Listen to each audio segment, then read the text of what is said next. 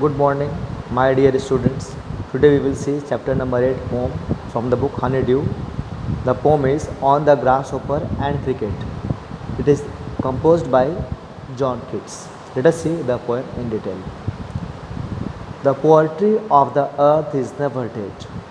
When all the words are faint with the hot sun and hide in the cooling trees, a voice will run from hedge to hedge about new mount made.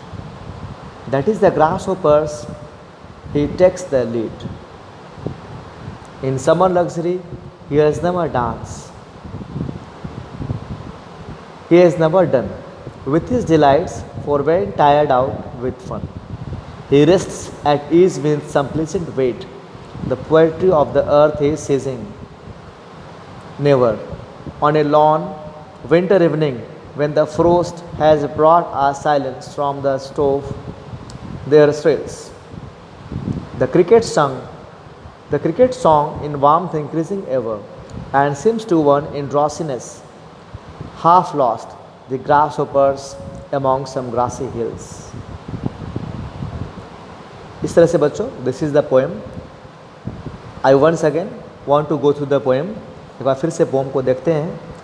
The poetry of the earth is never dead when all the words are faint with the hot sun and hide in the cooling trees, a voice will run from hedge to hedge about the new mound made. That is the grasshopper, he takes the lead. In summer luxury he has never done with his delights, for when tired out with fun, he rests at ease with some pleasant weight. The poetry of the earth is ceasing never, on a lone winter evening when the frost has brought a silence from the stove their thrills.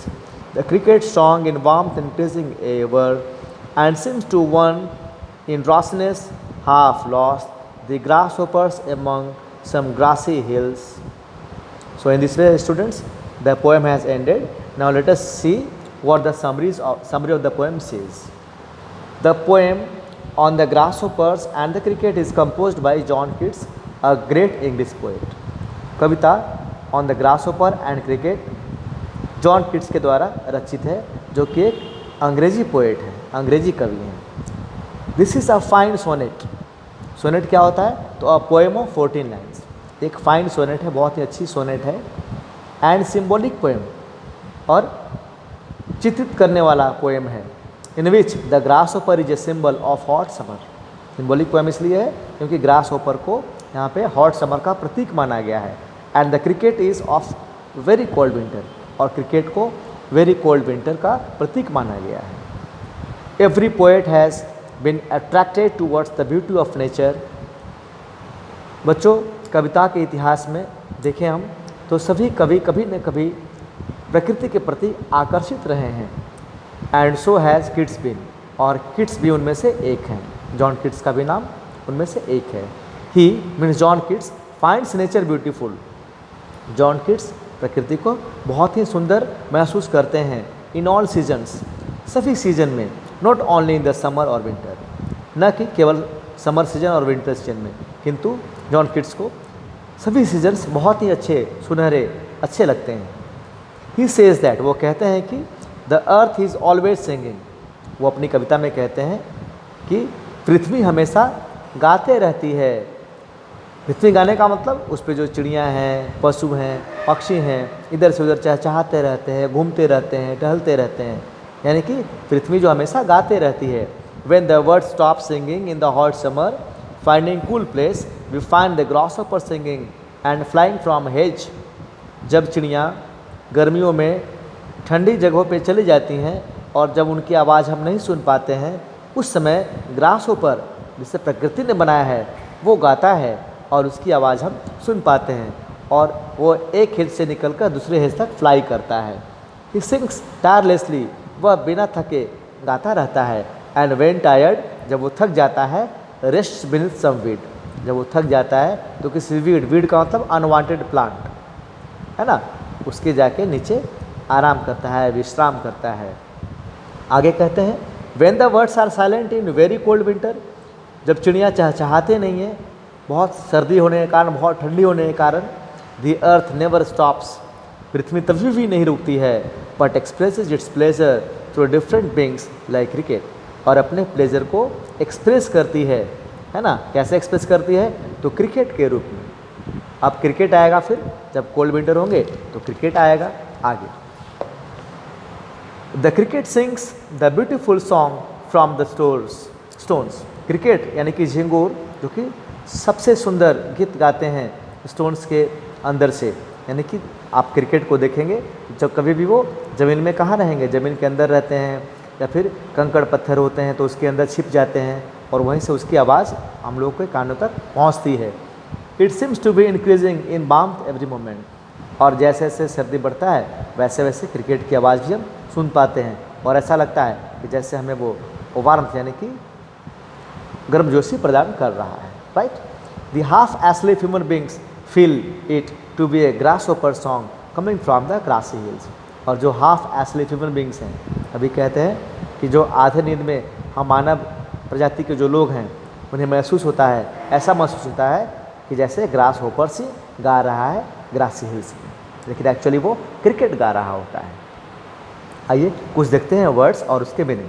फेंट, फेंट का मतलब इल defined, मुरझाया हुआ, उसको बोलते हैं फेंट, ठीक है।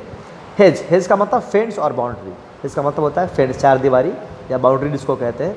राउट, राउट का मतलब है ब्राउट अबाउट, लाना। Shrills comes through loud and clear, आवाज़ एक प्रकार की है, श्रिलिंग साउंड, लाउड हो और क्लियर साउंड हो उसको श्रिल्स बोलते हैं। आइए बच्चों देखते हैं about the poet, John Keats के बारे में थोड़ा समझते हैं। John Keats was born on October 31, 1795 in London, England. John Keats का जन्म अक्टूबर 31 को 1795 ईस्वी में लंदन, इंग्लैंड में हुआ था।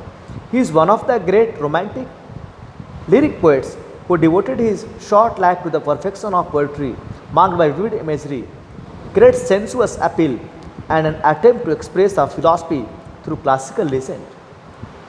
वो एक रोमांटिक पोएट, महान रोमांटिक पोएट माने जाते हैं जिन्होंने अपने जीवन को, शॉर्ट जीवन को, पोएट्री को परफेक्शन में लगा दिया है। अपने विविड इमेजरी यानी कि जो उनकी कल्पना शक्ति थी, बड़े ही शानदार कल्पना उनकी थी, और उन्होंने ग्रेट सेंसुअस अपील, जो उन्होंने जो भी चीज़ पोएट्री में लिखे हैं वाकई हमें हमारे फीलिंग में वो चीज़ें आती हैं, और उनकी जो एक्सप्रेस करने की जो क्षमता है, दक्षता है, जो सिद्धांत जिस पे वो चलते हैं, फिलॉसफी जो दर्शन शास्त्र वो हमें बताते हैं, बाकी वो क्लासिकल है और उन्हें एक लीजेंड बनाता है, बहुत ही ग्रेट पर्सन बनाता है।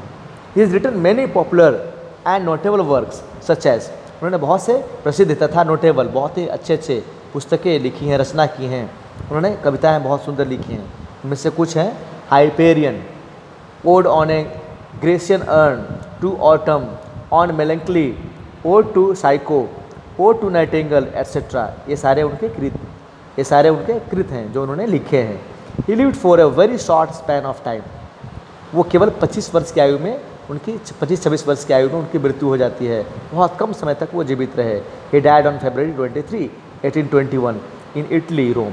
उनका जो मृत्यु 23 फरवरी 1821 को हो जाता है इटली में, जो कि रोम में, जो कि इटली का एक शहर है, राजधानी है। तो इस तरह से बच्चों हमने आज जो पोएम देखा on the grass of and cricket, I think आपको ये चीज़ें समझ में आ गई होगी। Thank you. Next thing in the next video.